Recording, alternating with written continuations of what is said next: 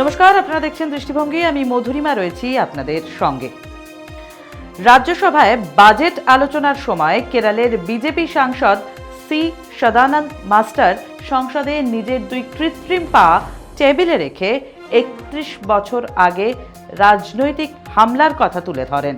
তিনি অভিযোগ করেন ১৯৯৪ সালে সিপিএম কর্মীরা তাঁর উপর হামলা করে দুটো পা কেটে নিয়েছিল।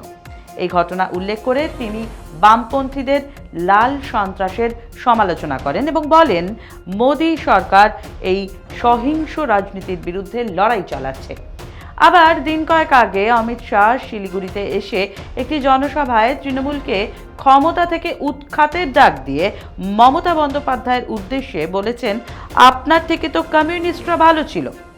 অথচ ৩৪ বছরে বাম শাসনকালে বাংলার মানুষ কিভাবে অত্যাচারিত হয়েছেন তার অসংখ্য উদাহরণ রয়েছে।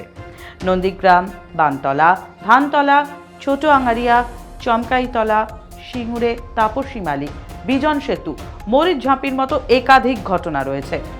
একদিকে অমিত শাহ বাংলার মাটিতে দাঁড়িয়ে শাসক হিসেবে সিপিএমকে দরাজ সার্টিফিকেট দিচ্ছেন, অন্যদিকে বামেদের অত্যাচারে দুপা হারানো কেরলের বিজেপি সাংসদ রাজ্যসভায় বসে শাসক সিপিএমকে কাঠগড়ায় তুলছেন। প্রকাশ্যে পদ্ম পার্টির রাজনৈতিক দেউলিয়া অবস্থা।